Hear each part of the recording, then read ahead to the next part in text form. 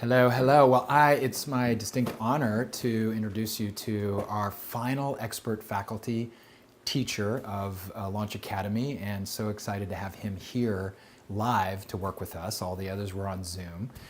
So I'm happy, and I think a couple of you know him, but I'm happy to introduce Jonathan Bender. And Jonathan is a speaker in his own right, a trainer, and a speaking coach. He's an expert on speaking.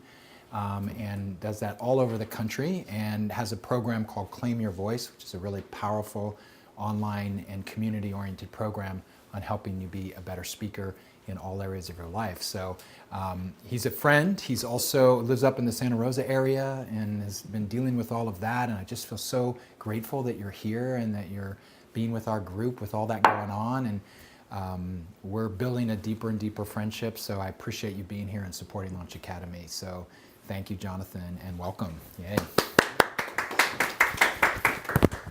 Oh, look, the shirt's coming off. It's a new type of online course. It's a treat. Dinner, woo! Dinner and a show. Now you've got our attention. All right. See, he's a pro. Look how quickly. Yeah. I've done this a few times before. All right. All right. So I know a couple of you, but I just want to first get your names so I know. James. April. Christina. James, April, and Christina. Okay, great. And I know Lion and Aaron. And so, so it's been an interesting week. Our house, just so you know, our house is fine. It should stay fine. We've just been evacuated and don't know when we can go back still. So we've been told the earliest word is tomorrow, and it's been an interesting, trying time and good spiritual practice, which, as we know, is sometimes awesome and sometimes still takes challenges. So I'm glad to be here with you today. And just the first thing is that I'm really approaching that what we are doing here today, this is not a talk, this is a coaching session. And so I'm here to work with all of you individually and then to introduce techniques that are going to benefit both everyone who is here live and who is going to be watching at a later time as well. So I have here my notes to ask you things and, and check in, and then did you tell them they're going to be speaking? Yeah. Actually, no, I didn't. It's okay. It's perfect. Okay. They did an exercise yesterday talking about their course. All right. Cool. Oh, good. So, so that what I would like to do is, rather than just teach you general things, it is really helpful for me to actually just watch you speak. And so after kind of doing a couple initial kind of check-ins and stuff, I would love to, if you're willing to just stand up and talk for a minute.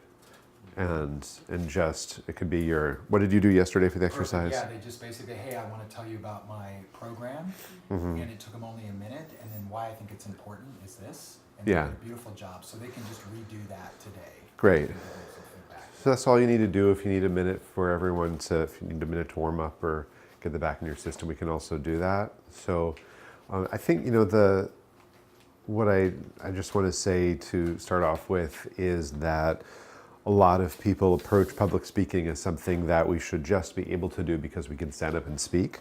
And there are a lot of people who have either been trained in coaches or who haven't been trained in coaches, who have just kind of Toastmasters for a few years, or decide, I don't want to empower women, or we're going to speak. But it's really an art and a science. And so I've been coaching for over 20 years, and I bring in stuff from being a professional theater director and actor and writer. I train and certify coaches in the method that I created, and everything that I do is a blend of acting, voice, and movement work, things that performers use to find presence, to find confidence, to find self-expression, with really particular speaking technique that is transparent technique, which means that you can't tell.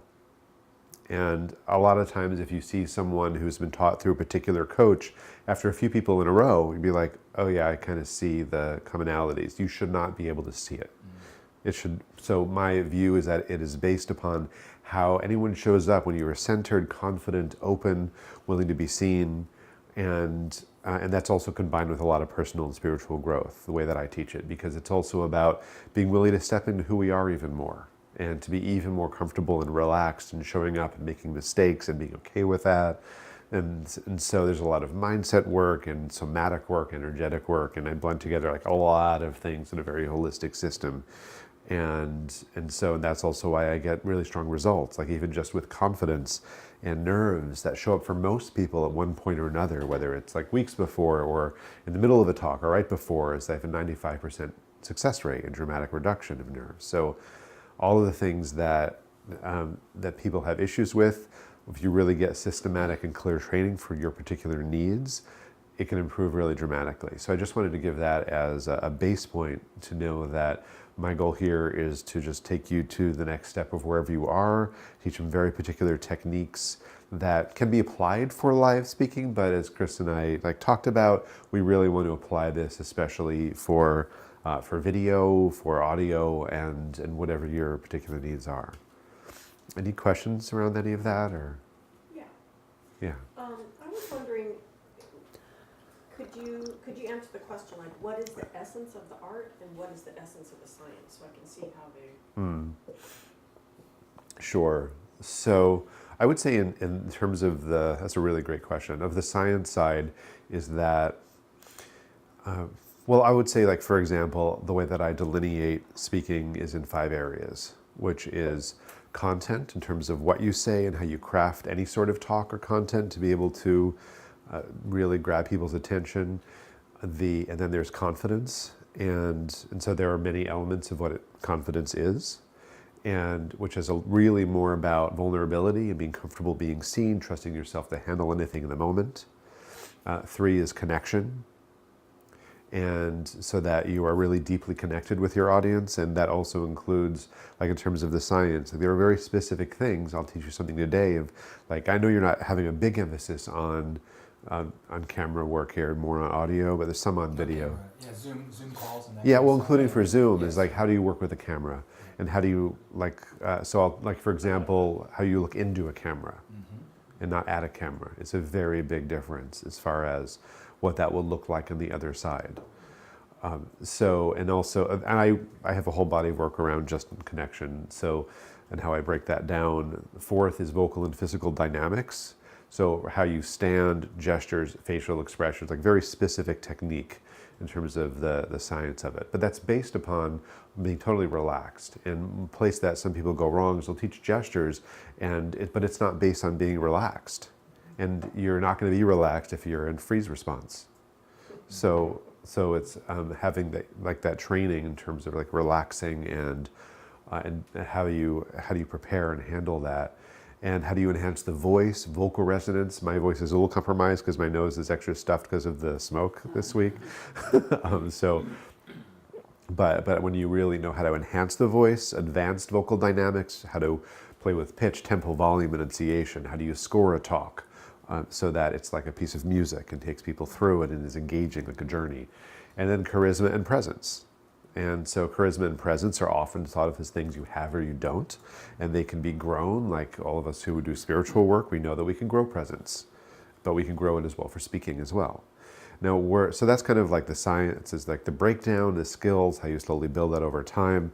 The art, I would say, is more of how does it you, and that it's not a formula. You have to still be yourself, and to understand the art of how do you respond in the moment with what is needed. And feeling more into that. And so I think that if you think of it just as a science, it can become formulaic. And an art is where you continue to express all of your essence and how you bring that out in the moment as well, while understanding that, just as an example, gesture-wise, that if someone gestures like this, and some people like to kind of, is that you are blocking, and you're blocking the energy of the audience. So when you have more open hands and gestures, is that is going to affect the audience differently. Every single thing you do with your voice and your body has a different effect on your audience. And so depending on your vocal tone, on your body language, like I think a more obvious example is like, this is probably not going to be here, or this is going to be hiding, but also if here, this has a different communication signal that they're not going to read consciously, but it will affect them. The same thing in terms of for people who especially when we get nervous, some people tend to clench their mouth a little bit more. Or even if you open it but you are tight, it's like that has a different signal than when you're really relaxed. So it's understanding like those principles and being able to incorporate them, and also is that it's an art form because you're present in the moment and alive. Yeah. So that allowed me to do a nice little breakdown. So yeah, did that help? She's a plant. That was great. Yeah, that was very helpful. That was a plant, right? That was a great. Yeah. Yeah. Other questions? I have one, Jonathan. Yeah.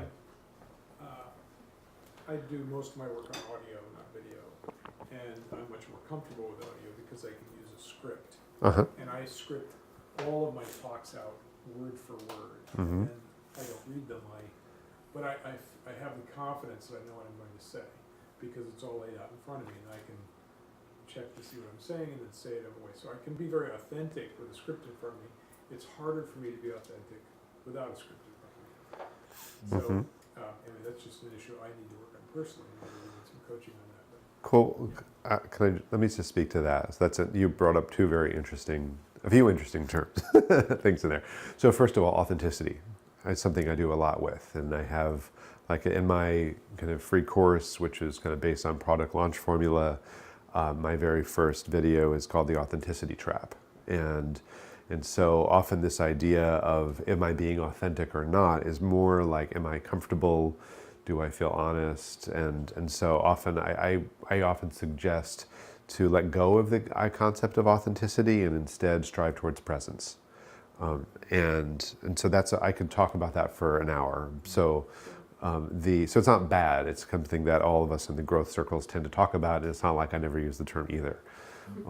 But I would say is that there are other things underneath that we could point to. Now, in terms of scripting, here's the danger with having everything scripted out word for word. And this goes for short elevator pitches when you're like, I help people is that when we get it scripted out in practice, it's, first of all, for anything longer, it's really hard to bring in your habitual vocal dynamics when you have a script. For most people, it's hard. I haven't heard you, so I would need to listen to a recording and see that.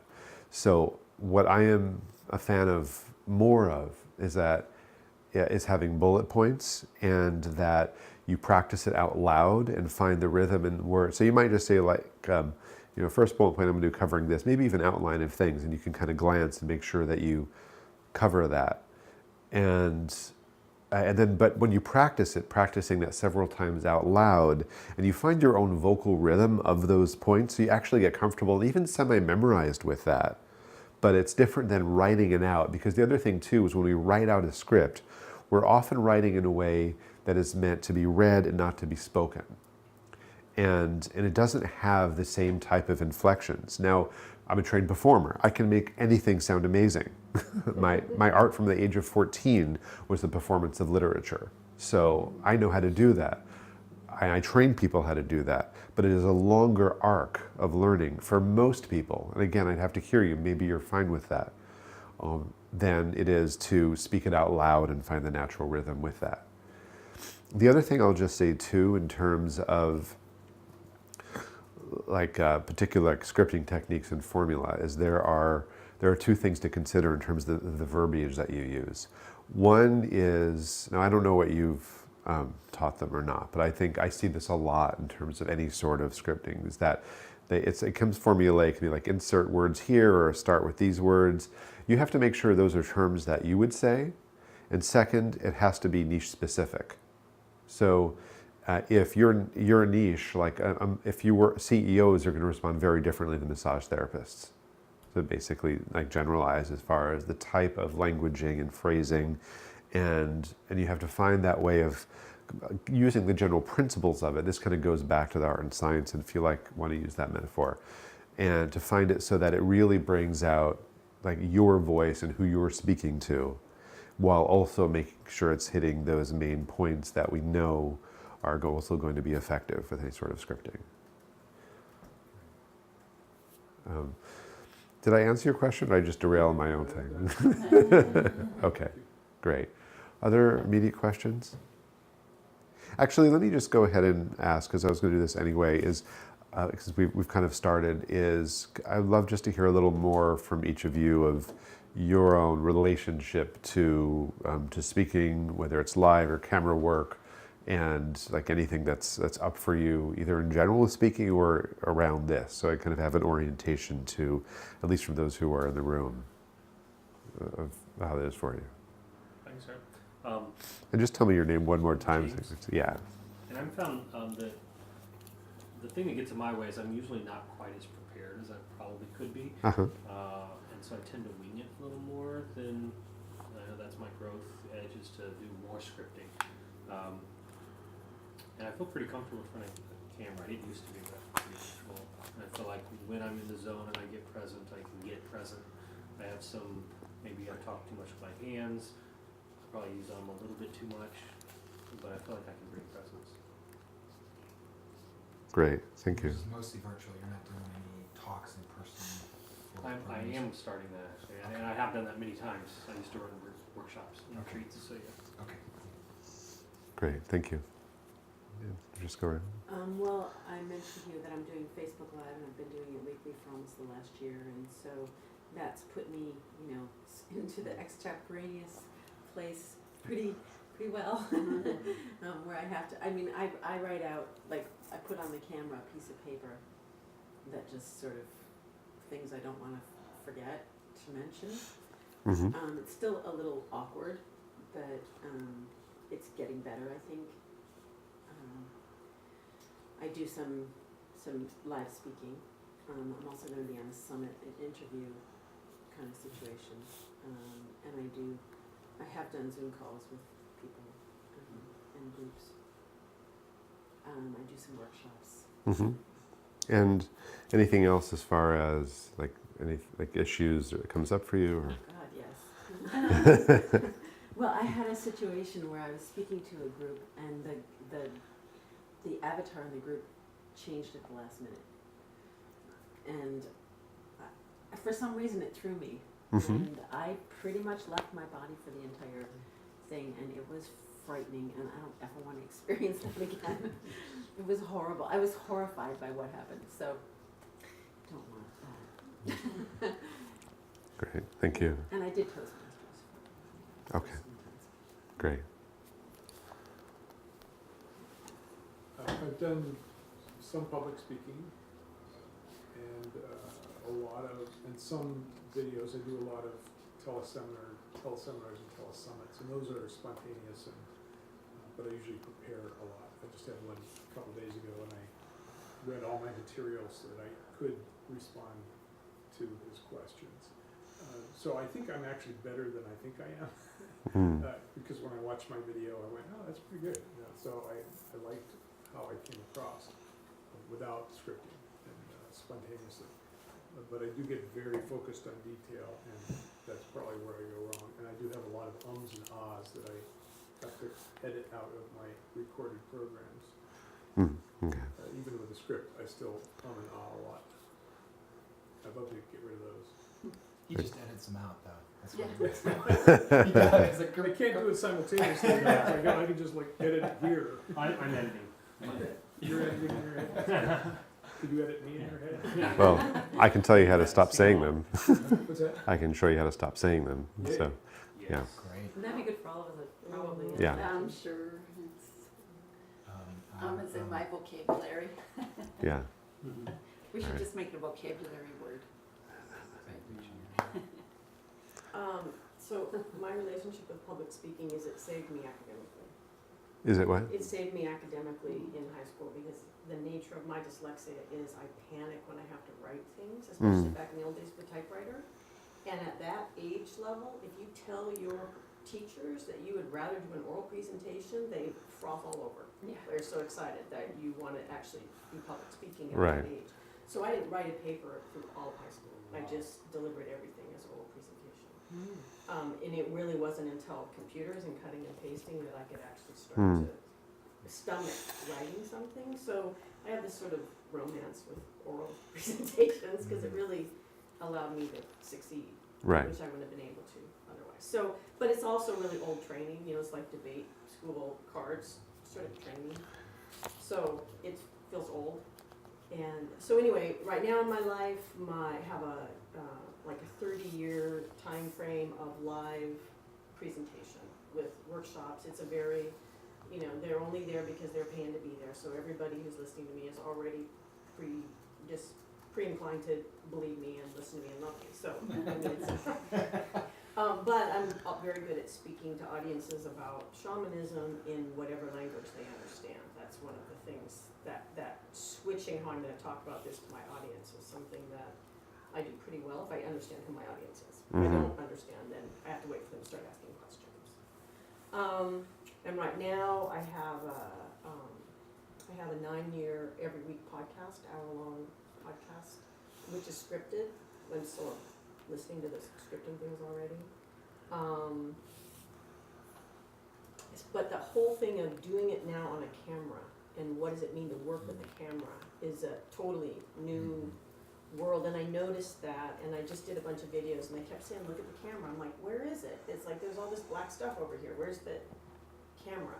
You know, what? They had to put a piece of pink tape on it, so I knew what to look. So that whole thing is really new. And that weirdness of when we're in these platforms where you're looking at the people, but that's not where the camera is if you're on your, so all of that is like, oh, can someone please just explain this? That piece is really a big growth point. Right. Great. And sorry, your name again was? What was that? What's your name? Oh, sorry, Christina. Yeah. Great. Thank you. April. Yeah. I used to do a lot more public speaking, but in the past couple of years, I have not been out as much, and it could be anywhere from workshops to meetings. I I'm getting ready to do it more, so it's going to be up there. The things that I have problems with is the opposite, reading my audience. It seems to be difficult for me. I'm like never sure how they're feeling or what's going on. I have a problem answering questions. Like somebody will ask a question and I don't know if I ever really answer the question. I might go off on a tangent or something, but I feel like I'm not answering questions. And I also tend to be, I'm a very factual person. So when it comes to being like that high energy, fun, like I think of all these, they're like fun, high energy, Chris. It's like I tend to be more about giving the information, being factual, because I could sit in front of the most boring speaker, but if I'm getting something out of it, I can engage in that.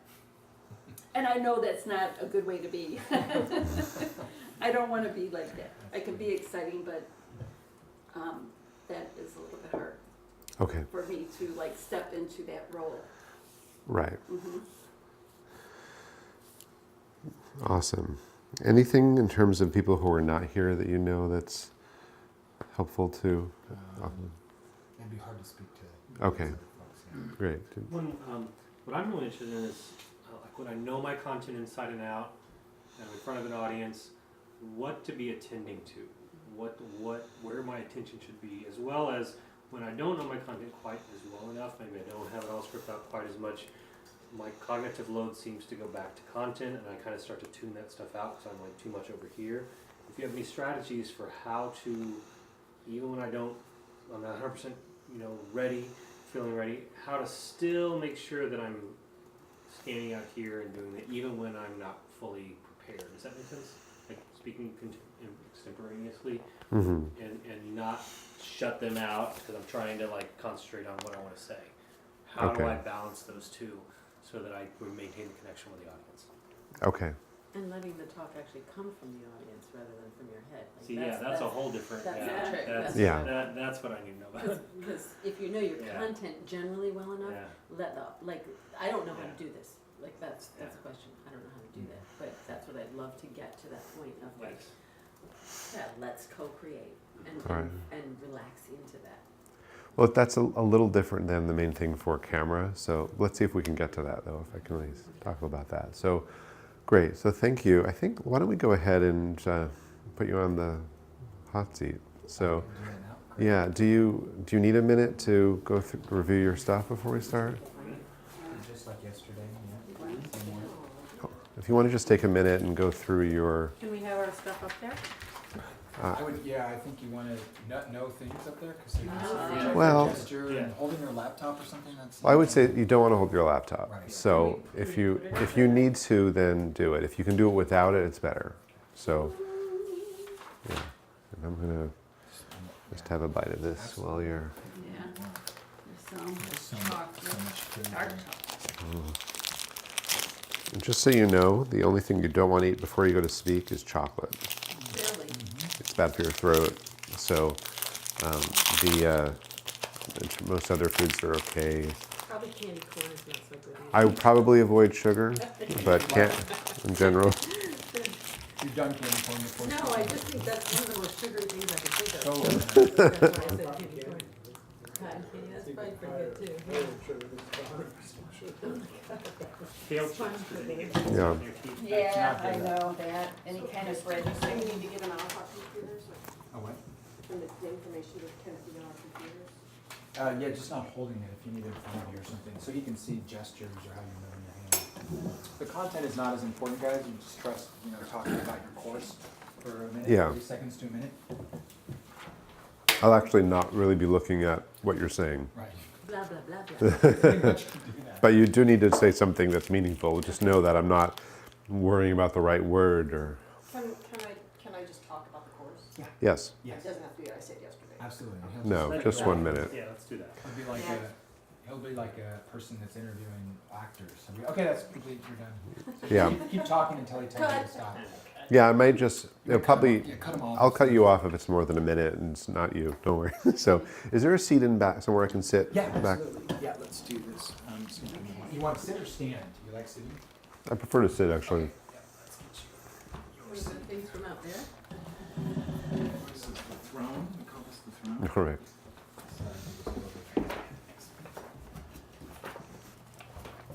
Right there, we got this view. of the Awesome. house. Remember, you're on mic. So. Yep. I'll chew loudly. Somebody's check. That was mine. Thanks. Mine, I'll take it.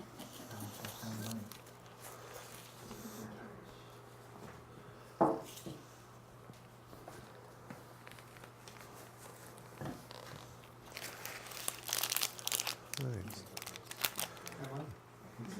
Okay, you ready? Yep.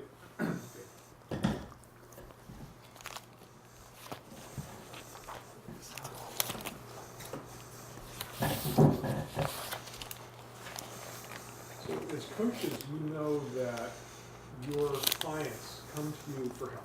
They're here and they want to be here. They want to achieve something or they want to stop having something in their lives. And your job is to help them go from here to there, from wherever they are to wherever they want to go. And along that path, they get stopped. They get distracted from the things that you've offered them to do, or they get stuck in themselves. They start resisting whatever it is they have to do to get there. And what I'm going to teach you is to go deep into the subconscious mind and find the core of that cause of whatever has stopped them or gotten them stuck. And there's a wide range of tools to do this. One of them is called the belief closet process. Okay, just pause there. Yeah. You know what? I just realized we also talked about sitting in a chair, and I don't know if there's another chair. I don't know if we can set up. I'm actually just looking at like a computer or camera or something to. Would you prefer that? Is it? I mean. It's actually helpful to do like 30 seconds of both. Great. And I can actually easily stand too. So continue on with doing Yeah. sitting position. Actually, just start over. Okay. Can I make a suggestion? Would you mind sitting a little closer? Because we're only using one mic. And we can hear you, but it would be better reception, better quality if you're a little bit closer. Because that one's not good in the road. That's a scratch mic. That's not good. It's, Like right here? this is much better quality. I'm gonna stand up anyway, We because I'm could back. pass the mic to each, but then we gotta pass it Yeah, back to if you him. could just sit a little closer, that will be, we'll just get a better sound. Okay. Yeah, just come around. So his mic can pick him up? That- From here? It's better than here, put it that way. Yeah.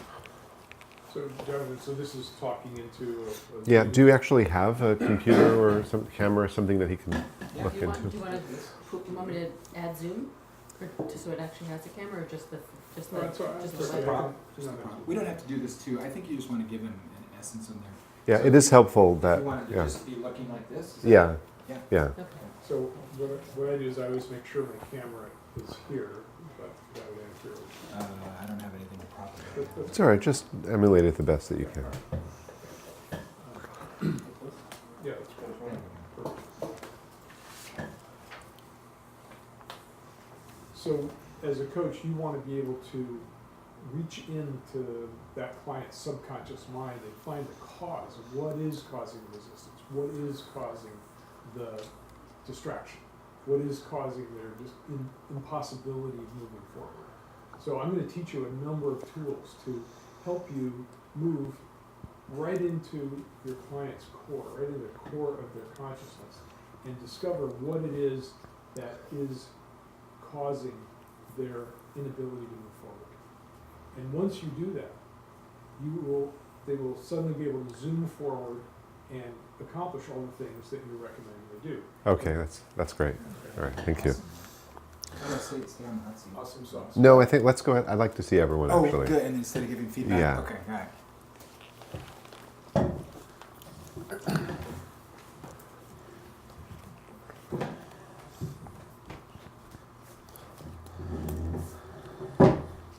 You want to do half and half? They were saying half Yeah, standing, half sitting? yeah. Okay. All right, I'm here to introduce the Birch method, which is my own method of bodywork system that I've devised out of my long-term immersion into my own body's wisdom. And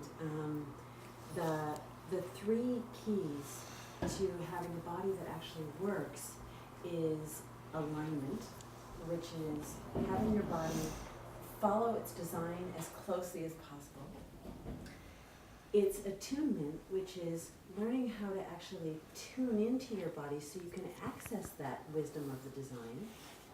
And then the third thing is to redirect the tension in your body so that you're not fighting your body at every stage. Those three things are key to having a body that not only works now, but is going to work long term your entire life and have the longevity, feeling good at every stage as you chronologically age. Okay, great. Let's do the computer.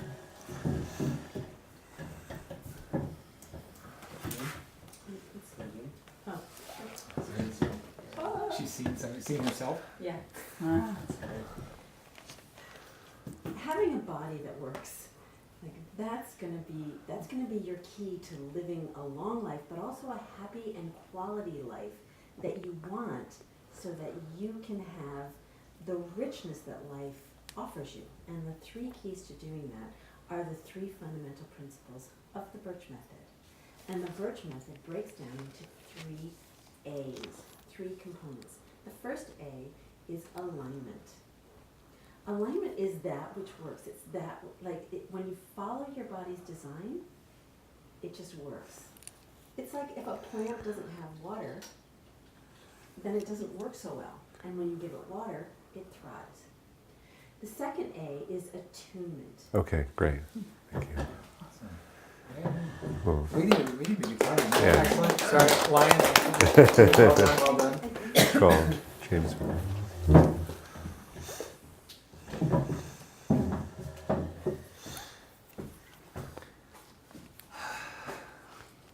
Hi, my name is James Mayfield Smith. I'm founder of Breakthrough Circle.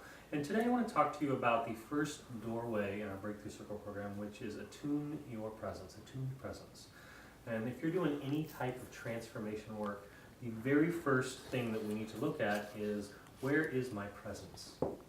And in order to expand our presence so that we can then hold more of the transformation that we're looking for.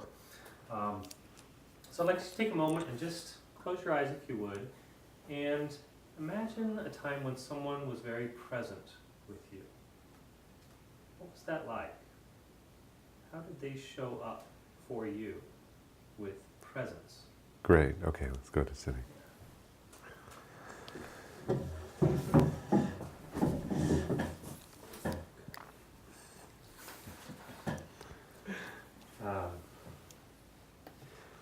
So we'll often hear people talk about, oh, he's present, or he looks present, or he is or isn't present.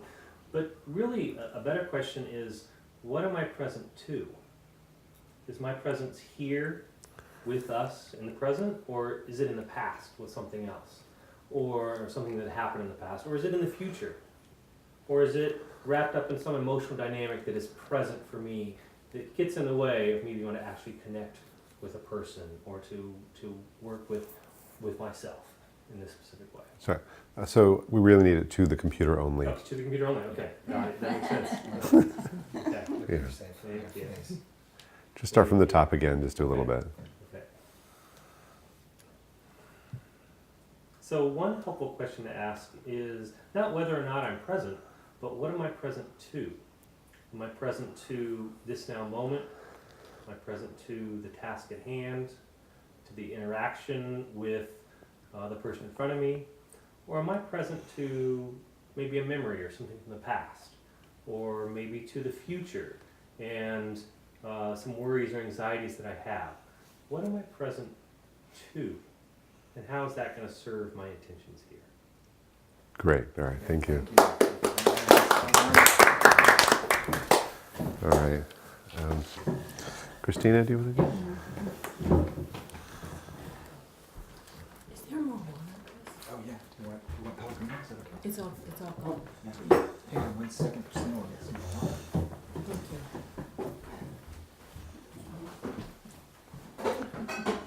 The lights, it's very nice. Thank you so much.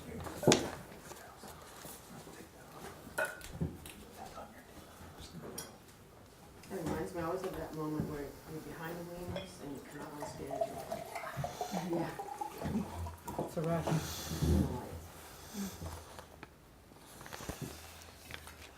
Okay.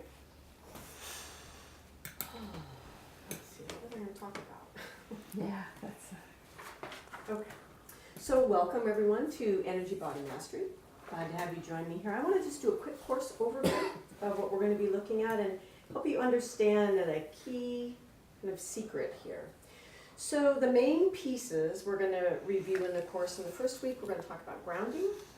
The next we're going to talk about the center channel, boundaries, and chakras. And everyone goes, oh, done that, I'm out of here. But what most people are taught to do is to visualize an ideal future state, right?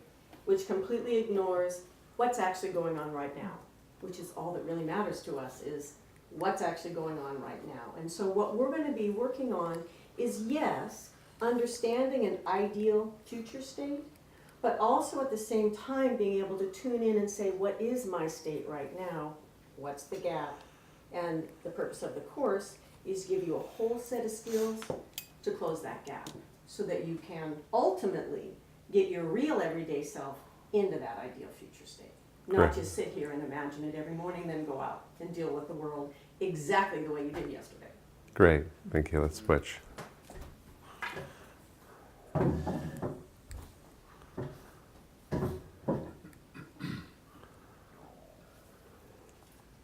Is it still on there? Yes. Actually, I'm looking at the master dashboard. Oh, here. Oh, just start with video. There you go. Sorry. There's like words on my face. Okay. Let's see. Where was I? Just start at the beginning, actually. Yeah. Start at the beginning? Yeah. Yeah. Okay. Welcome everyone to Energy Body Mastery. So, and now let's do it to the computer. All right. Body guys, I'm going. So, welcome everyone to Energy Body Mastery. I'd like to do a quick course overview for you all. We're going to begin with grounding, second week, center channel, third week, boundaries, fourth week, chakras. And you're all like, oh, I already know all that. But what we're going to look at in this course is not just that imagined future state of ideally what you'd like it to be, but what is actually going on in your body right now. And to look at the difference between those two, to see that gap, and then the course is about many skills that you could use to fill that gap, so that you actually are living in that ideal future state and not actually just imagining it, and then going out into the day and living the next day exactly the way you did the day before. Great. Thank you. Yay. Oh, this is really impromptu, Perfect. so you're gonna get real off the cuff. See how I do, okay? Thank you for coming today. I want to start with 5 words: crazy, bad joke, scary, circus act, and interesting. Hardly 5 words we would use to describe the candidates of our latest presidential election, but that is the top 5 words that came out of people's mouths. We also had 2 candidates that were viewed unfavorably by half of the country. So the question is, who is teaching our children how to lead today? Where are kids getting their leadership skills from? If these are our role models, how are we going to teach them to step into who they are and who they can become? I wrote a book that I really wanted to research some of our great leaders and start sharing with people who these great role models are, so that our children, if you're in a house with a dirt floor in Africa, if you're a young girl in India who is not allowed to be married, or if you are the greatest leader in your high school class, can step into and become a great leader who is going to lead us to do better and greater things. Great. Great. Well, let's switch now.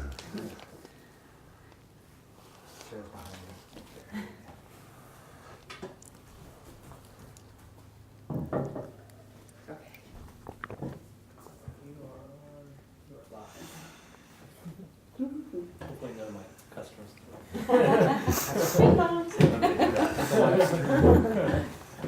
Okay, let me think a second. Welcome, teachers, to our workshop on teaching teens to lead.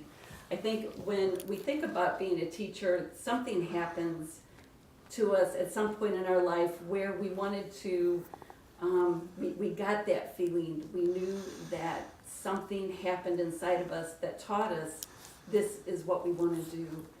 And we got on the right path of saying, how do I want to make a difference in a kid's life? So what I want to do first is just invite you to close your eyes and really think about that one person who made a difference in your life that put you on this track of where you're going right now. Great. Thank you. Yeah. Yay! Very inspiring. Thank you. This was harder, wasn't it? It's Oh, not like when there's someone on the other end of Zoom, it's easier. I know. All right. Well, Oh. Yeah. Empty. Yeah. Stand if I use the chair. Yeah. That's, nervous for everybody else. Oh my Yeah, God. I noticed too. It's like- all right. Yeah. So how was that? It's different when there's someone back at the room grading you. Oh, I hear it's hard when someone is in the back of the room supporting you. Yes, yeah. Thank you for that reframe. Thank you. Yeah. So yeah, that sometimes does put people on edge. What else? How was it for you? Hard to find the words. Yeah. Mm-hmm. Same thing, I didn't feel prepared. I didn't feel like I was really focusing much on you guys because I was trying to think of what to say. Yeah. Right. Yeah. So I lost my presence because of that. Mm-hmm. Yeah. What else? I really enjoy that eye contact. I mean, with actual people. Versus the screen. Yeah, it's for me, it's a big shift to move out of live teaching. Uh-huh.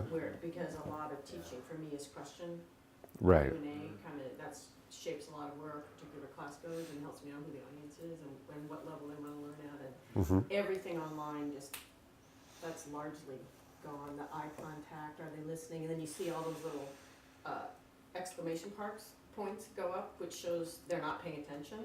Like on the screen, and you're like, is anybody even listening to me? And at least with the podcast, I don't have to care because I know they're not. You know, they just talk for an hour and they can listen to it whenever they want to. So it's just weird. There's a lot of weirdness with the technology, I guess is where I'm going with that. Uh-huh. For Okay. me, Right. relative to in person. Mm-hmm. Yeah. Let me just make a quick note of I something. think also talking for this short period of time doesn't allow us to drop in, Yes. you know, so like after a certain point, we just be like, oh, I know this. Oh, this is, like, they're here and I'm here, and it's okay. Getting comfortable. Yeah, it doesn't allow you to, like, drop into the good place of just, where you're just talking. And you know, there's a, for me, when I speak live, it feels like there's a separation. Like, it just feels like I'm up here and they're out there, and it just feels like I don't know how to bridge that gap. When you speak live to a live audience? Yeah. That's what I was talking about that one incident where I was Right. just like, Is that true for you when you're on camera? Facebook Live. less so.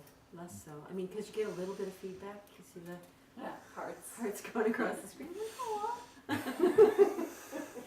Mm-hmm. I noticed that, Yeah. I noticed that my attention gets split, and part of my attention goes back onto me when I'm on camera. How do I look? Uh-huh. Coming across, it's like, and I get in that loop of thinking about how am I doing rather than presenting. When I'm in front of people and I'm just presenting, it's easier, or when I'm on audio and I'm not thinking about how I look, then it's easy for me to flow outward. Right. Anything else? Okay. So many good things to speak to. So let me. I've now notes scribble all over. Let me work backwards. Some individual and group techniques too. So first of all, generally I think that using video is better than audio in terms of like initial enrollment stuff. But however, if something is working for you, then you can go with what's working. I just have found much more of a trend toward video because it's much more personable, but if it's working for you, then I don't think you have to. Again, this is where it's like do whatever works for you. So I will say that a big part of my work on connection is you have to first be connected the right way with yourself first. And that rather than being self-conscious, it's self-supportive, and learning how to have that. This is a moment where you can use this as a way to have a better relationship with yourself. The way that I look at it, because I look at speaking in whatever form as a peak experience with all our stuff comes up, and so like, oh well, how can I have that level of self-care and appreciation and all of that stuff. So what you just named in terms of looking at yourself, I think comes up for a lot of people in a lot of different ways. So,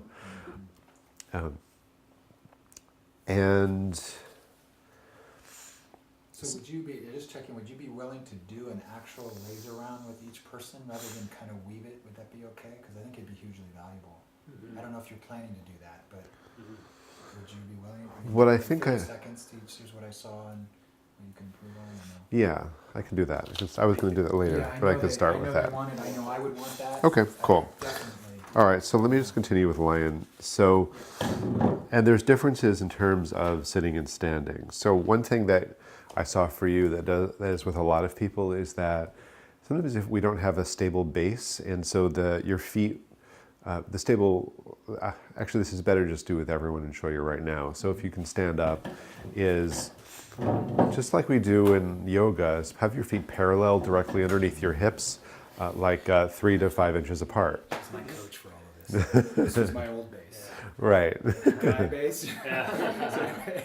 And if you can like feel your weight so that the weight is equal in terms of your balls and your heels of your feet, and that equal in the in and outside. So there's an exercise like ways to enhance that. But if you just like you can just move around and just like feel that, and having that stable base for when you are standing, and just that foundation is if we have our feet apart or something that we end up swaying, which isn't really good nonverbal communication, or we could end up pacing, and it's better just like land. Now you were really relaxed, which was great too, and so I would say is I would experiment for you. What is it like to just let yourself land, and then when you want to kind of move and be loose. So, but that real kind of landing and strength, now that's going to be really important in a different way on camera. But for just when you're standing, that's number one. Okay. What was the feedback to me directly about that? Just make sure you do that. And what was? It was just like I couldn't see your feet, but it looked like from the way you're moving, as your feet were probably like this, like that one was kind of open and a little farther apart, which just led to some shifting when standing. So now I don't believe that when you stand the whole time you should have your feet parallel. It's like, oh, there, like let yourself relax too, but this is kind of like a base position. There's a little more I use of like that I go into in terms of rooting the tailbone, coming up to the chest, letting the body be really relaxed and open, super relaxed. But the most important thing is just the feet to start off with.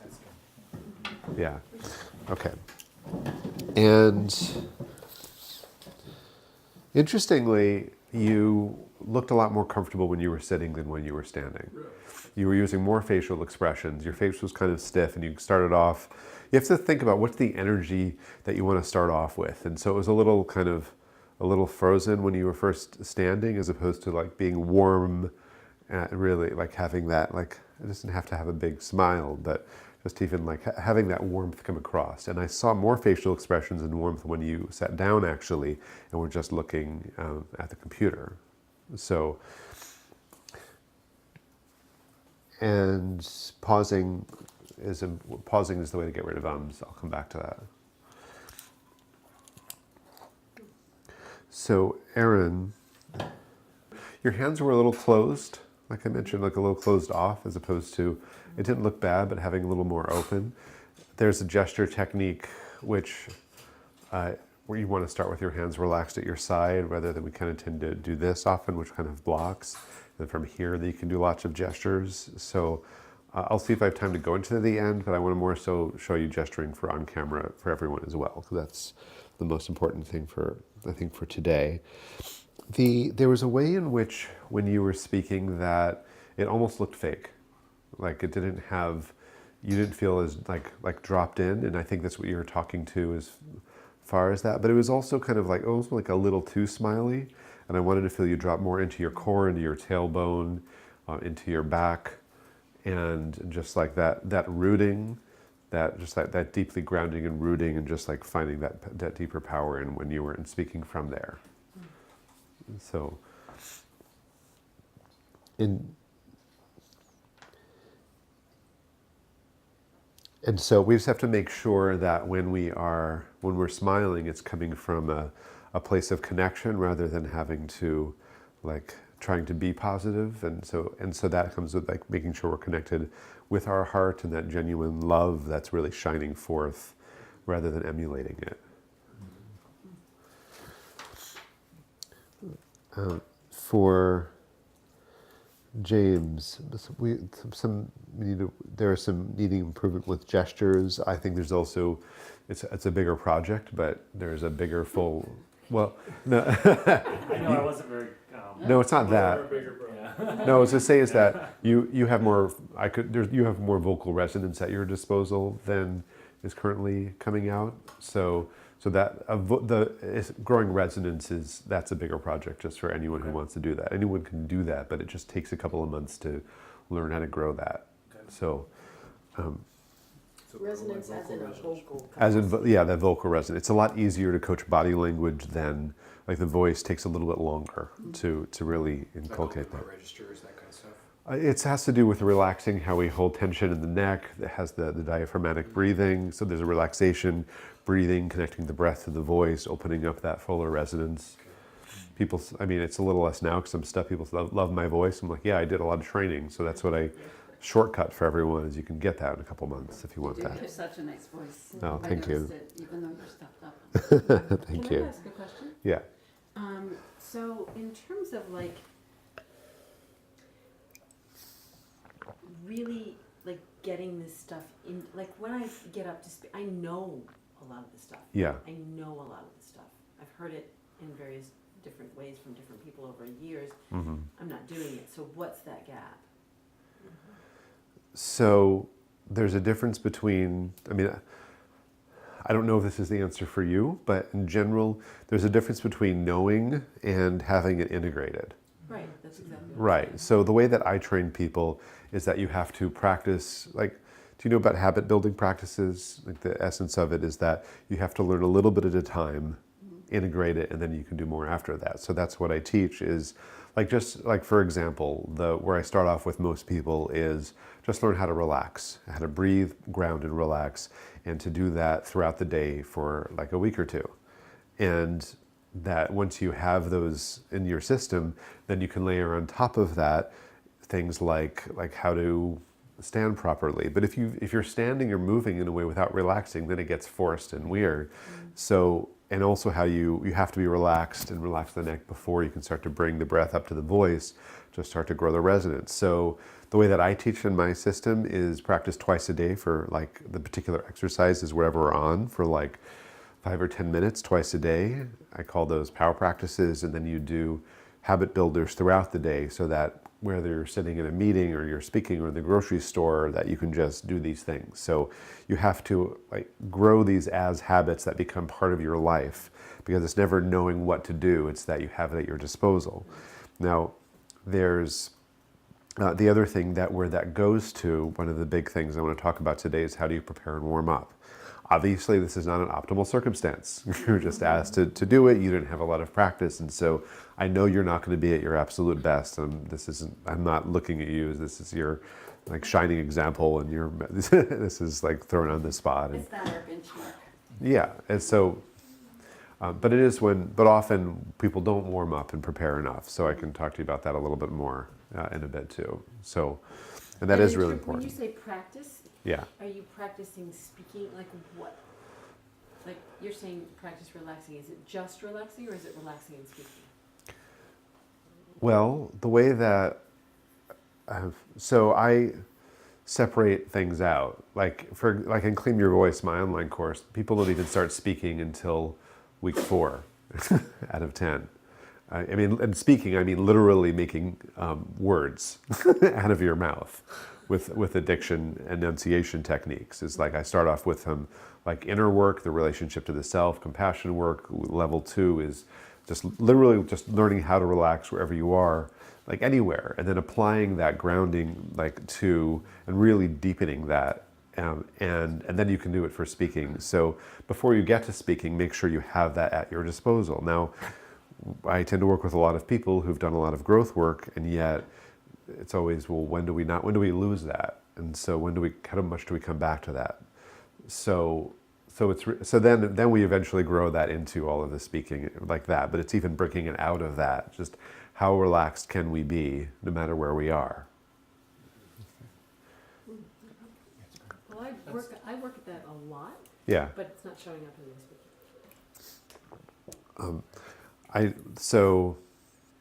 speaking. I'll put you back up here in a second. Okay. Actually, no, let's put you up here now.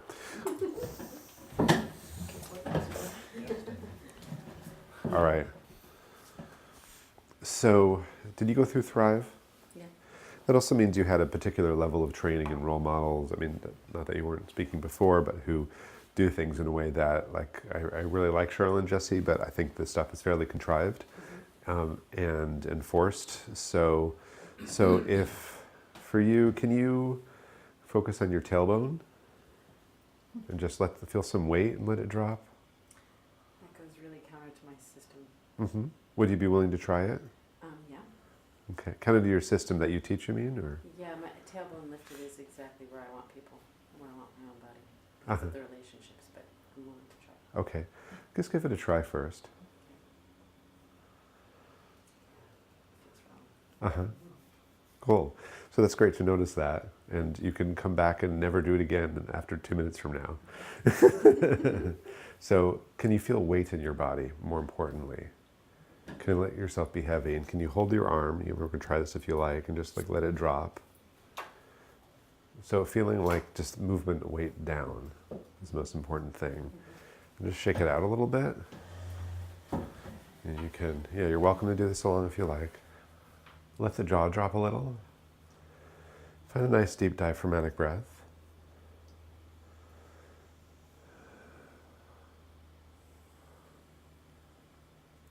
Great. And then just try saying, hi.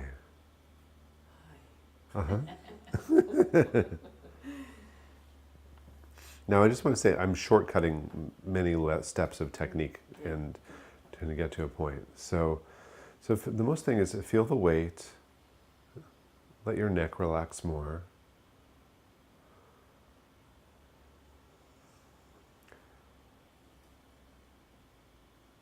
And just try going, hi. Hi. Uh-huh. And now do that, but project your voice out a little bit more. Hi. Good. Great. Now there's also some tension in the TMJ area that can be released a little more, that allow that to open more, but that's really good. And can you now, like from that, can you just try doing from here? From here is like just look at different people and have real curiosity about each person, like just wondering like what's going on for each person in their lives. And when you look, point your nose directly at them. And you can nod if you want, but you don't have to. You can just look and be really interested, really wondering what's happening for them. And how much you can honor their experience and appreciate them. Okay, could you start your talk now that you did before? The 3 core principles of the Birch method are alignment. And alignment really speaks to the body's design. And when you honor the design, it lasts longer, feels better, and serves you the way that it's supposed to. How did that feel? Slow. Mm-hmm. How else? Heavier. Uh-huh.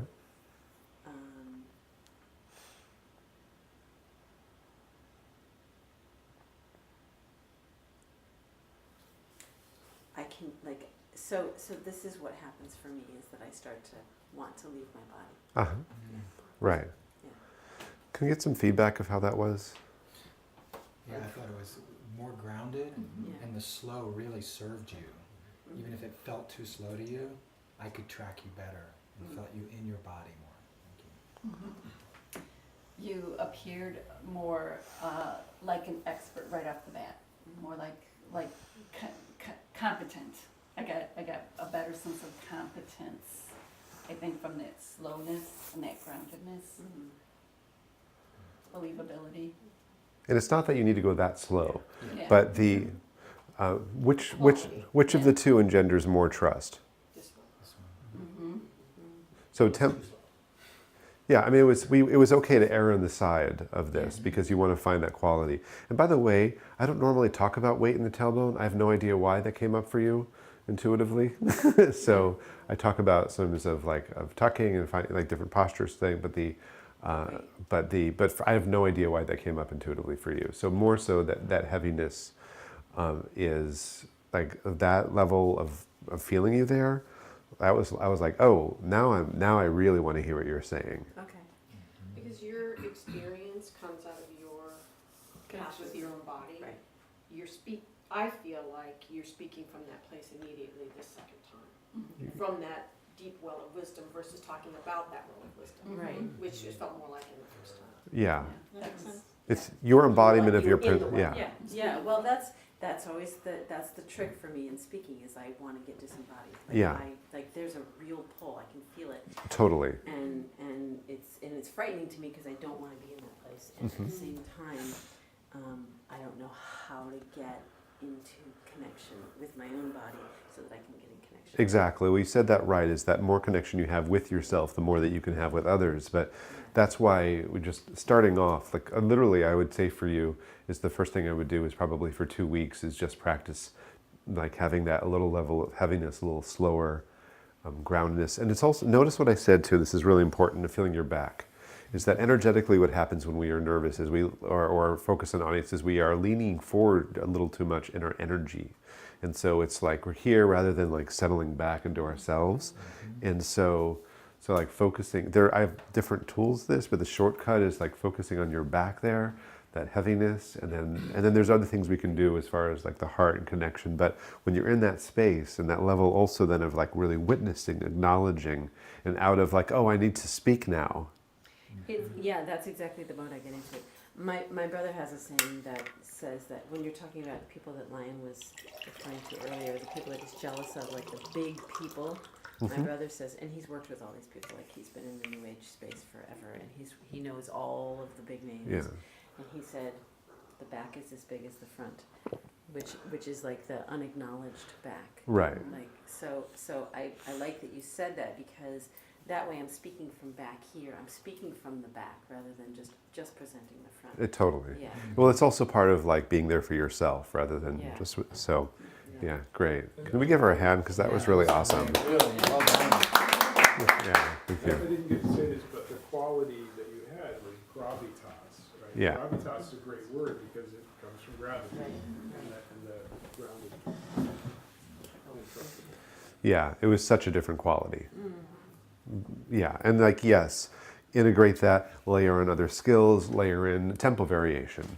But letting yourself that slow, I was just like, I loved it, that second one. And yeah, we'll bring other things, but really great bass. And also, I'm in the habit of really defaulting to smiling. Right, So, yeah, I didn't smile that much the second time. right. But the thing is where a smile emerges, is like where that comes from. So smiling is awesome, but we also want it to come from a place of like this like deep connection and heart and warmth and not acting like it. And so, and you have no shortage of warmth. Like beautiful, genuine smiles. But we go into speaker modes sometimes when we're experienced. So, okay, I would like to work with you for another hour and I have to go on. Yeah. So Christine and yeah. April, and then. yeah, Did you finish it, James, though? no. So Oh, right, great. so by the way, I loved how you said we are present to something. I talk about that too. So I was like,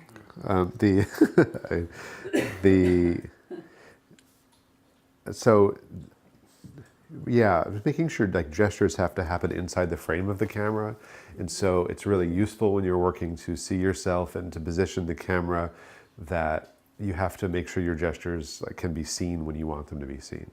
Side two. Yeah, they were a little too outside, or I saw you down here and I knew that they wouldn't be showing up on the camera. Because I do a lot on Zoom. And so here we could be talking about Zoom. Obviously there's a difference as far as when you see yourself and where to look, but also when you're doing your any video work. I have a quick question. Yeah. Jonathan. When I'm doing interviews on Zoom, Yeah, I tend to bring the camera close so that my face is bigger in the camera, but I can adjust the camera so that it's right. further back. Is there an optimum place on a Zoom interview? I like to do a little more so we can have some gestures in there.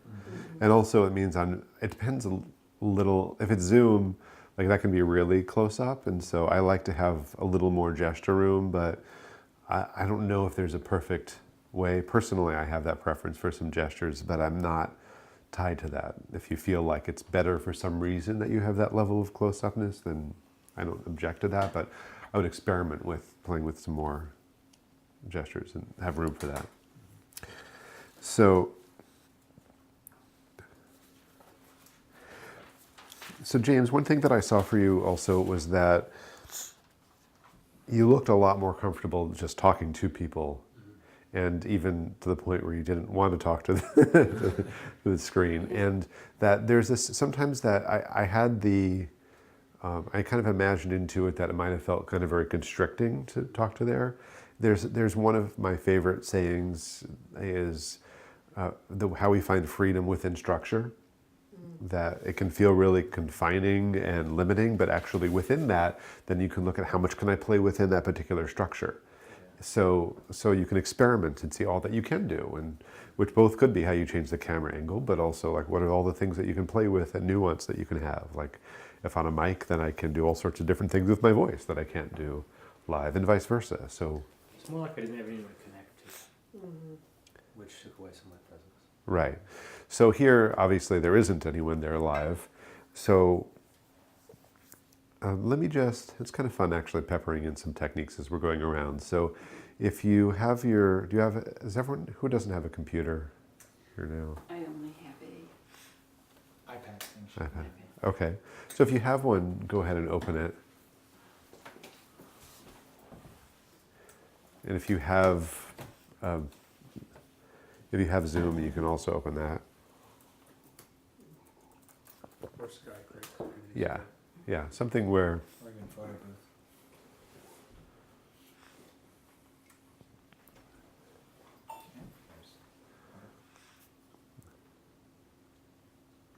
all right. So, is everyone ready? Or almost? I don't know what I'm gonna be able to do. Yeah, so it is great to be able to lift the camera up if you have something. When I'm doing calls that matter, I usually am boosting it up. I also use an external camera. That's a lot. The cameras for Macs are not super high quality, so I mean my Mac's a little bit older at this point, but still. So I have an external which also lifts it up a little bit higher because it's boost on, and so I think mine is it's a Logitech, and the externals have such better quality, and also with mine then I can zoom the camera in and out and stuff. So I highly recommend having an external clip-on. So as you are, so there's a lot to look at, and it's extra distracting, and we just like know this is part of it. So if you can, first of all, just look at the camera, The actual green dot, right? the actual little dot, the green dot, and then allow yourself to kind of look down at yourself or where there might be other people on there.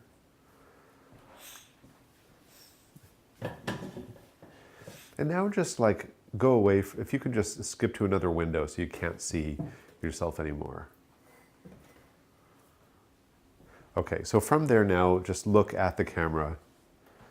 And the key is, and this is I think a little harder with this type of camera than it is if you're looking at a real camera. So if you just look at it like you're talking to someone, just like looking at the camera, you're looking at something black. And now imagine like you're looking through the camera as if it were like a portal, and there are people through it on the other side. It's almost like this tunnel. And picture someone who either you have worked with before, a favorite client, or someone maybe who you are hoping to become a client, like someone very specific, and imagine that their face is through this little tunnel on the other side. Is their face like really tiny on the other side? It's like a tunnel, and then their face, their full actual person, like they're a real person alive.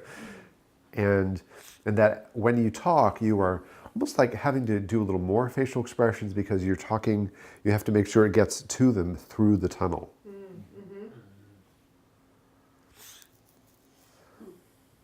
So just try like, see if, I don't know if this will be too hard but see if you can, everyone at once, just try like saying one or two of your lines, everyone is speaking at the same time, as if you're talking to them, looking at the camera. Wow, so Thanks for being here, and looking so forward to working with you,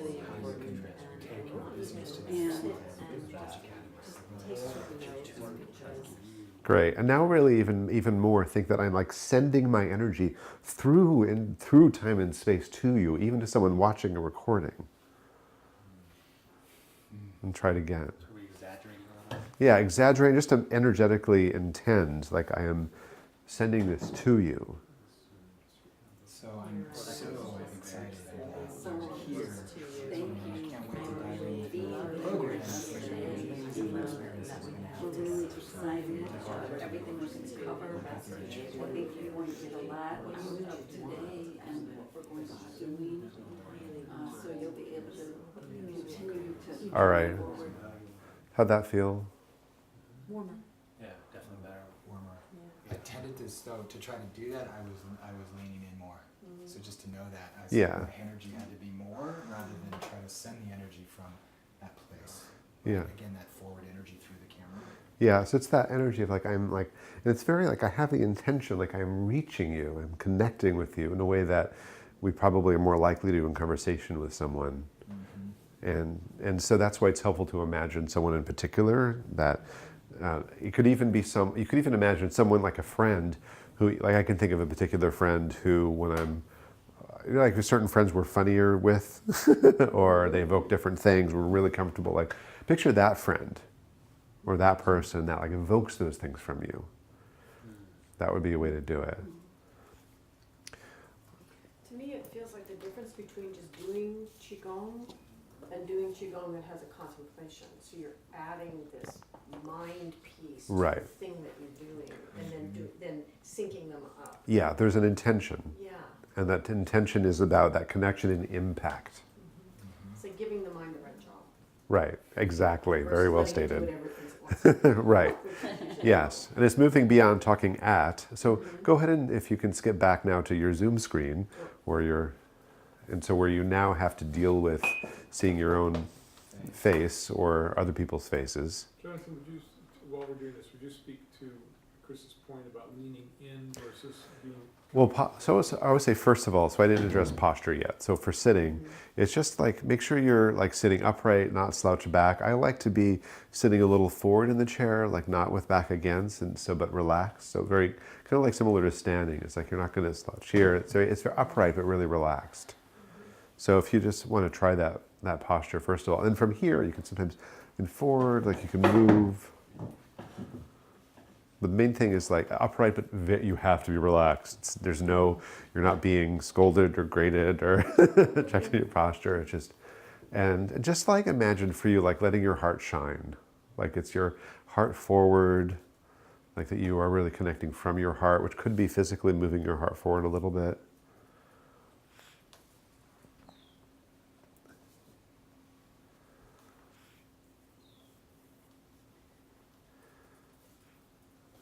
And then try it again now. So looking at the camera and with the same intention. Yes, thank It's you good for to all see you being here. here. This is really exciting to have you as a part of the program. Thank you. It's quite a journey together. We have to sit with you today and talk about these things. We look forward to working with you. Things you're gonna make. All right, great. And once more with gestures. Yes, yes. We're gonna make it happen. We're gonna make it happen. We're gonna go through the blocks. We're gonna hold you So back. they're actually gonna be like Yes, we're gonna things remind that create the worthiness of living. All right. So getting somewhere. How's that feel? More fun. Uh-huh. Yeah, if you're having fun, that often helps. Yeah. Even with a really serious topic, that it's still good to smile some.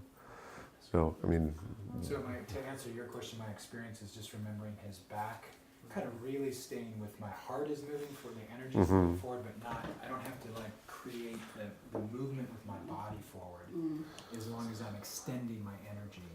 But I want to do that to like get more connection. I want to lean into it, and I don't think that serves. It's like it's more, I'm not relaxed into my back. yeah. I tend to stand whenever I'm delivering, either by phone or by video. So I have the camera Okay. standing up, and what I notice when I'm doing audio is I'm doing a lot of this swaying back and forth because I'm sort of in a flow. That's not appropriate when there's a camera on. Yeah, it's not, and I would have to see you in all the different circumstances to coach you a little more directly, as far as like to really see what's going on. But whether I wouldn't know how to coach you with more detail. So I'm sure there's a lot more questions, but can we make sure we finish? that's why I want to move on. So let's go on to Christina. So first of all, like I really appreciated your speaking style. Like you had a really nice level of relaxation. Again, I thought maybe you're just checking the feet position to use that some as well. But you had really nice vocal variation, which was great, like tempo, pitch, volume variation, and pausing. And that seemed fairly integrated. And I would just say is make sure that you were warming that up beforehand. So I'll talk about a warm up in a second. So, and and sometimes your facial expressions came and went. So sometimes it was there, and so warming up the face is also really important. And because we often, when we're a little nervous, one of the ways that the freeze response shows up is in like the face doesn't move. And so a quick warm up, again, this is something that one of the exercises, I call it facial aerobics or facial asanas.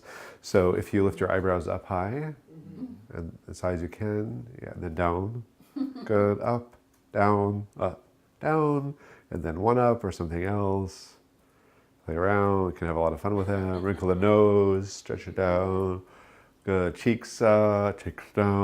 Doing this a little faster time, but cheeks, lips around, lips pursed, smile, frown, and pucker, back. So you can do all sorts of stuff, and then you can just play with like you have to. This is one of the things to warm up. So.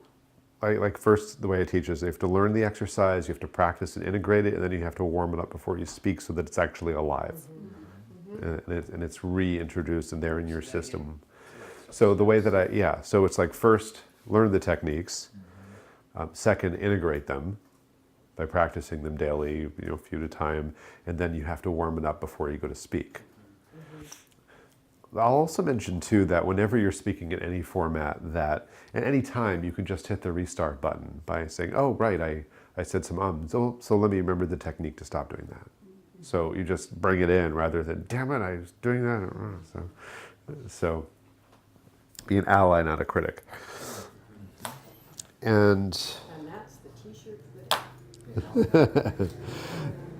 So, and I would say when you were sitting especially is that, because you looked less comfortable when you were sitting with all those things, and you also kind of went fast. So just like, make sure you have that like grounding, slowing down, taking your time, that intention to connect, warmth. The other thing too is just keep in mind that the trust level, anything over the internet is like 1/10 of what it is in person, roughly. Okay. Is that there's so much crap and scams on the internet, and people's trust level is so low, and people can just like leave that whenever they want, is that we have to be in like a highest integrity and comfort too, but also that if we're too polished on there when you're on video, it will look fake, and it's better to be a little more real and say, hey, how's it going? So if you have to look at your notes saying, let me just want to make sure I covered everything. Yeah, okay, got it, cool. Like you can be real. And people generally want that. If someone doesn't, it's probably because their own projection of their own insecurities that are being put out. So, I am a favor that it's better to be human and still be polished and prepared and ready. But it's okay to be like human there, and it's more interesting. And It goes for live as well. it does go for live too. Yeah. And yeah, so make sure that you have that connection of just taking the time and like having that intention. I'm really connecting with you, and you can even the same things that we would do with a person of saying like I may just look around and like check it, how's that going? You can look in and look at the camera and say, does that make sense? Good. Okay. So, and Well, if you have that imaginary person at the other end of the tunnel, that's easier. right. Well, also if you're on Zoom, you can see their faces. You may just look down and check their faces. Does that? And so I also like to do a lot of interaction when I'm doing Zoom. I'll ask for shows of hands. Just like lift your hand up if you like, can I just, who's this? Or when someone shares something, does that resonate with anyone here? Is that just raise your hand or nod your head? And so I will find ways to create engagement all of the time. And Aaron, that also goes back to a question that you had before in terms of bridging that gap is really like that deep receiving, the whole flow of connection. It's like connect with yourself. Again, this is a more refined system, but the essence of it is stay connected with yourself, deeply receive them, tuning in, do a different engagement by asking them things, and checking in and doing it that way. So, April. Feet again, the same as others. I would say is that I definitely think there's too much tightness happening in the throat, and we can bring in, I would love to see some more resonance and opening, more facial expressions as well. And also, let's see, could you stand up for a second?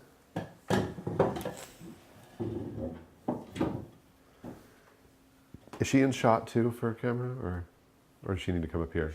Okay. All right. So can you lift your shoulders up high and then just drop? There you go. Like that. Yeah.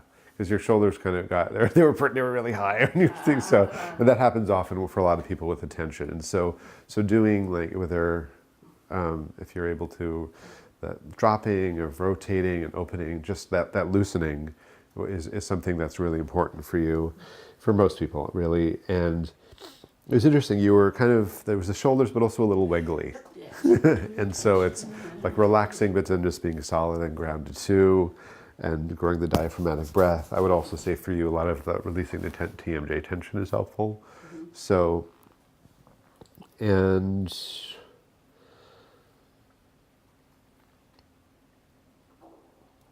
I'm just looking for things I wanted to go through that I haven't yet. Any questions at the moment? I have a question. Yeah.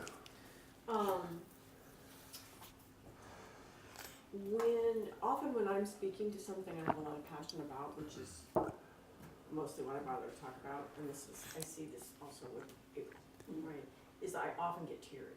And so, which is, I'm getting more and more okay with. Uh-huh. But can you just speak to that? What do you, I mean, when you're speaking about things you're really passionate about, the emotions arise even when you're really grounded in it, because it's a big deal. So are they coming up for, is it just a briefly, or is it stay there and you can't get it stopped? It's just coming up briefly as a sense of the size of the moment. That Right. You're not so much like I'm now in an emotional thing, it's more just the bigness of it. I think if it's a little bit, that's fine. And for when I've had clients who it comes up and they can't get it to stop, then I have to do some refined technique work for it. Yeah, but I would also say is, like I would kind of almost need to see it happen to look at if anything is needed. Okay, so an example is a lot of times I do invocations, beginning and closing, or maybe some sort of thing that's a little more like a prayer than a visualization in the middle, because Yeah. a lot of this shamanic work, and often in the middle of that, it gets really big, especially when I'm really connecting with the people that are on the call, and it's just emotional in the bigness of it, not as in the feelings, but more just the, Right. And what's your sense of what happens for everyone there when that happens? and my feeling is it's actually happening for everyone there. Okay, if And it's part of happening what's for happening is everyone- that it's sort of channeling through me and I become a volcano, but I'm supposed to keep speaking. Right. You know? So I think generally it's okay to have that come up for a bit. The only time that it's not as good for is like when the speaker, when the speaker has it, but people don't feel connected to it. And they're like, sometimes people are like, oh, I have to show a vulnerable moment because they've been taught that. And they show something, but it doesn't actually reflect what the audience is going through. It doesn't connect, and then it's just off. So I don't sense that's happening, but I think as a principle, it's okay for you. The one thing I want to talk about how we create meaning. And so that could be in like what we see in their facial expressions or in terms of like engagement.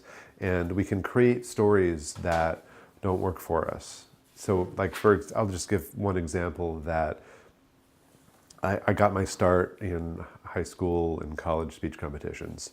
And when I was 14, and then I also was doing theater in high school and college too, and majoring in it. But in these competitions that I did for years, and then eventually coached for years, and is that I remember like in college that I could have a judge who would just be like really encouraging and smiling, and I get my ballot back afterwards, it'd be last place, and someone else would be there like,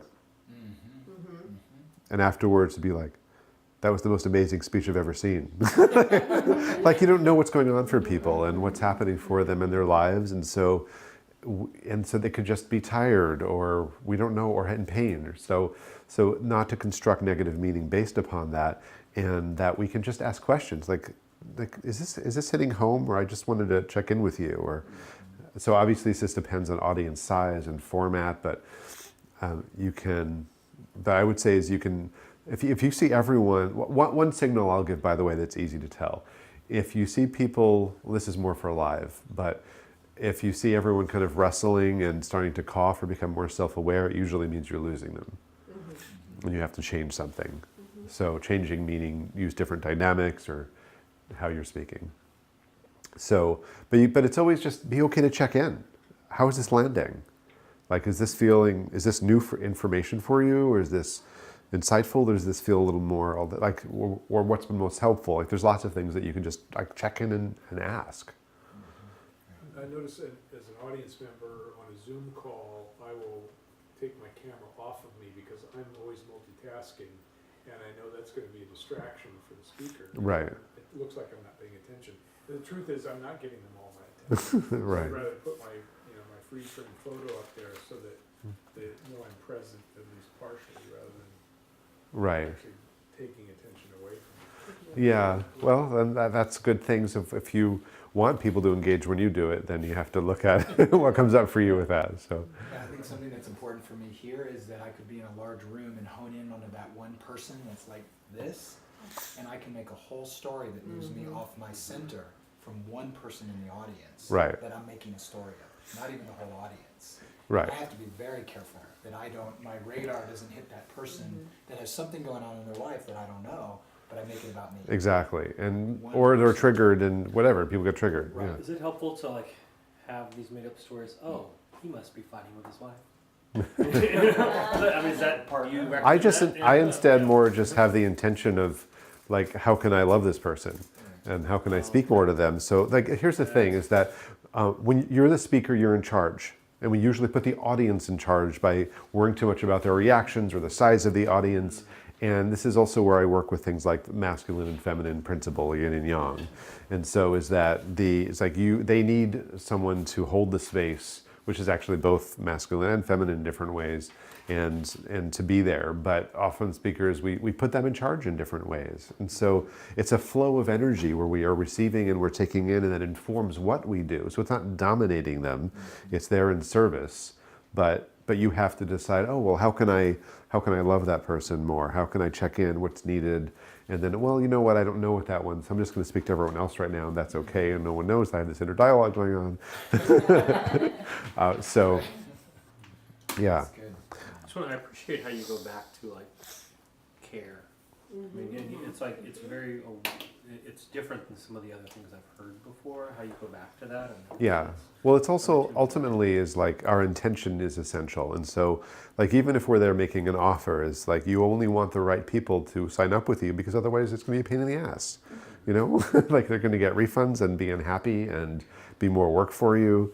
So for me, it's like, how am I I don't want to sell, I want to be of service. So having that correct intention that is freeing and opening and comes from the heart for the right people to sign up, and that invitation rather than pitch. So those are some things I think about.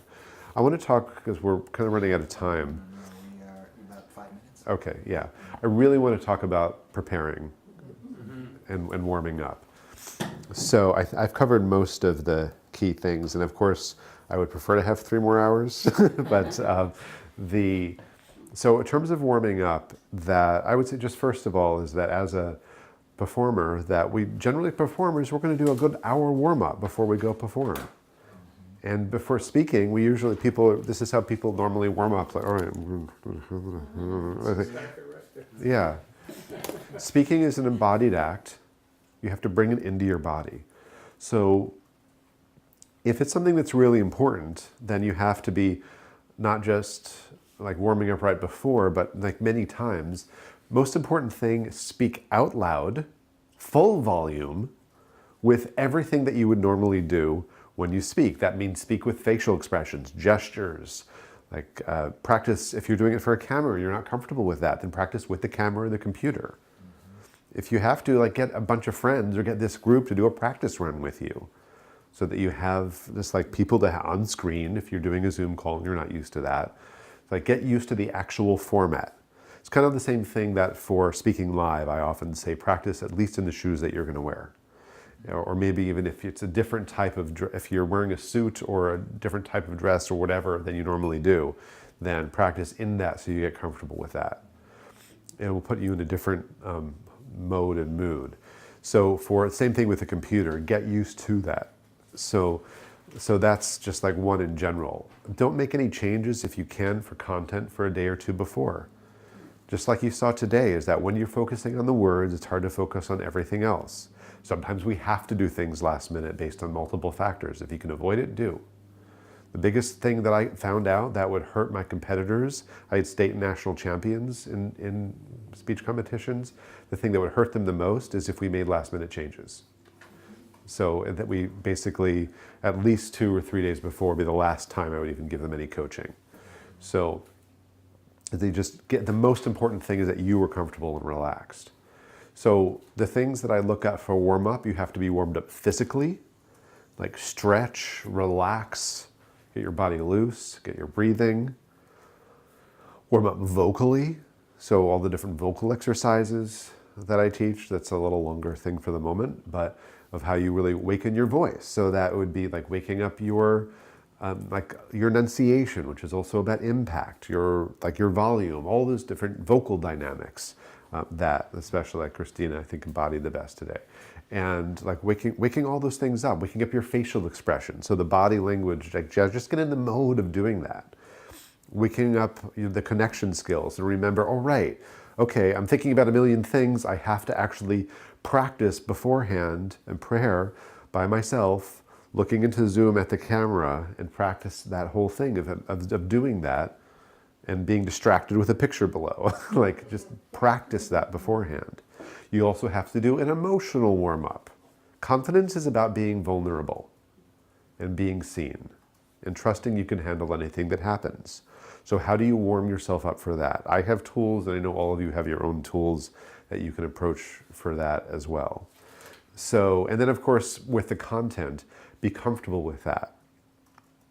One tip for content that's very helpful is that it's, especially for something that's longer, which is subjective, longer for some is more than 5 minutes, but certainly when you're going into a half hour, Zoom call or whatever, is practice a small amount at a time, get comfortable with that, just like a minute, sometimes even a sentence, and do that like minute or 5 minutes if it's a really long thing, like several times in a row, get comfortable with that chunk.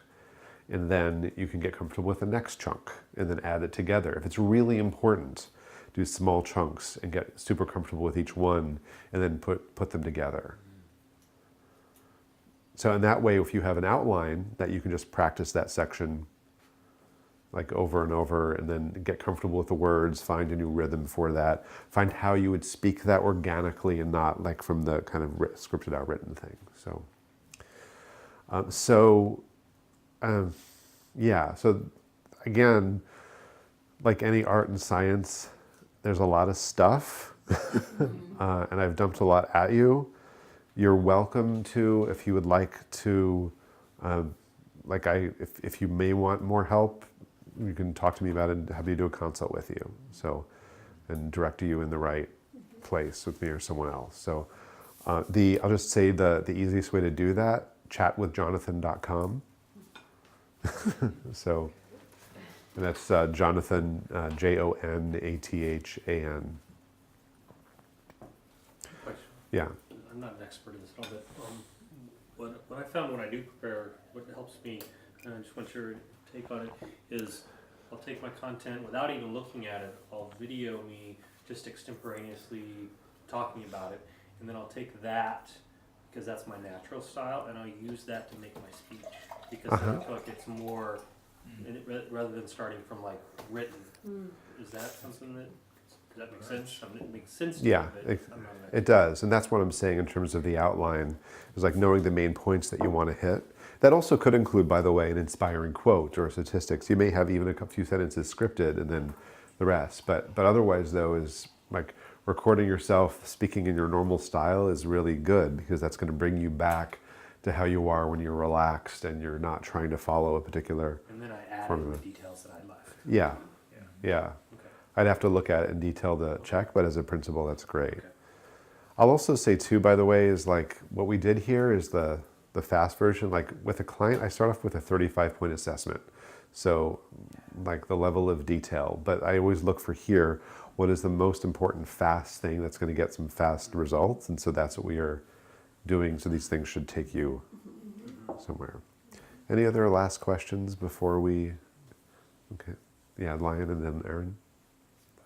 I have seen a pattern myself where before a high stakes presentation, my throat just starts getting really tight. And I have tried lots of different things to figure out what's causing it, how to relax it. And I can't find it because I can feel something gripping in my throat. Do you have any suggestions? It's part of the freeze response. And it generally also causes people's voices to get tighter or higher as well. So the way that I have different things that I do just in terms of like bouncing and moving around and letting go, but it also connects with the breathing. I like to refer to, my work is very somatically based, so tension is misplaced support is the way that I look at that. It's just trying to protect and hold and support. And so it's learning to like trust, drop into your core, and letting and teaching that to let go. So that's the fast I answer. like that. Yeah, Aaron? Have you done preparation with people for TED Talks? Yeah. I've helped craft several. So some it's a lot of helping them write it, very detailed, and others it's More presence and presence. yeah, both. I do a lot of work with the actual words. Yeah. I've crafted. Yeah, I mean when I'm crafting someone craft a talk, I expect them to get a standing ovation. So it's always my goal. So yeah. So you said speaking is embodied act, tension is misplaced support. What are any other like great quotes? So I just like get that. Yeah. Yeah, Benderism. Yeah. One of my other favorites is that when you are growing your vocal dynamics, people often say, "Oh, that's not natural," and I say, "No, that's habitual." So it's what are your habits? What is your habitual voice, not your actual voice? Your actual voice for most people is more resonant than it appears. When you were a baby, you could breathe incredibly deeply diaphragmatically and belt out lots of loud sounds that got constricted as the identity forms. And so we're coming back to like this is your natural state of finding that relaxation, your real full voice. And so when you do that, however, you may feel like this isn't really me. Like, oh, well, I don't normally do that. That's not natural. And let's say, well, that's not who you thought you were. So it's growing into this bigger sense of self. So another quote that I say is that enhancing self-expression is a process of self-expansion. When we open up our voice and our self-expression in new ways, we grow ourselves as well. So it's also, that's part of the way my work is some deep growth work. Enhancing self-expression is what? Is also self-expansion, is a process of self-expansion. And last question, I have no idea how affordable voice coaches are, and this might not be the right time for that. But I'm at risk of going home and never calling you again because of that. So I'm just curious, what does it cost to get a 35-point assessment and just some like tips or something? Is that an appropriate question? Sure. So first of all, I normally do assessments as part of a coaching package, but I would do it on its own for this group. I do several different types of offerings. So I will do workshops sometimes that are a sliding scale or not. The workshops can range from 400 to 1,500. I do think it's important to integrate the skills. Claim Your Voice, the online course, is $997, which is a 10-week training. If you want to see that, it's claimyourvoicenow.com. And that's also, by the way, the 3.0 version of the course, and it's fully gamified, and I've revised that over the years, just in terms of the scope of online courses. So we've had, I think, a few hundred people go through to this point. So that's $997. Private coaching depends on the package. So for a normal package can run, like for a mini one, I always include Claim Your Voice. That's a great way to leverage the stuff too, because people need the skills in there typically. So packages tend to run from $2,650 to $8,000, depending upon number of sessions, what's needed, or VIP. So there's a different stuff. If you just wanted an assessment, then like that's like I don't really offer it typically, but like I would do it here for $295 for that, which is like I said, Thank you. yeah, which is a 75-minute. And at least they can start with a half-hour consultation. Yeah, and a consult's free. Yeah. So just call me. Call me, Yeah, just call me. Thank you. Yeah, Complete? I think we're good. Yay, Jonathan, stand up, Thank you. Yeah. So stay here with me. I appreciate it. We've got the mic as well. So I really encourage you to reach out. Every one of you, you get that free half hour or whatever. Just talk with him. because he might be able to give you some important insights specifically, and then see if it works to potentially work with him. I do see more and more the need to bring all of this into that online space, right? Like most people don't even think of it, it's just in front of a screen, and boy, wasn't this valuable in terms of how you bring more presence to that online box. And our work is always going to be blended. You get that. From here on out, it's in person and online and in person again and online. That's not going away. So having the tools for both of those to be more impactful, I think is really important. So so I'm going to keep working with Jonathan. I'm going to keep bringing him into what I do and encourage you to reach out to him. Thanks, so thank Chris. you again. And by the way, just one quick note is that we spend so much time working on the words. So, but nonverbal communication, well, some people think it's 93% of communication. That's not actually true. It's a misinterpreted study. It is 50 to 80%. So people are paying more attention to how you say it, to your presence, than to the words you're saying. And so one way or another, it's important to make sure that you're addressing that.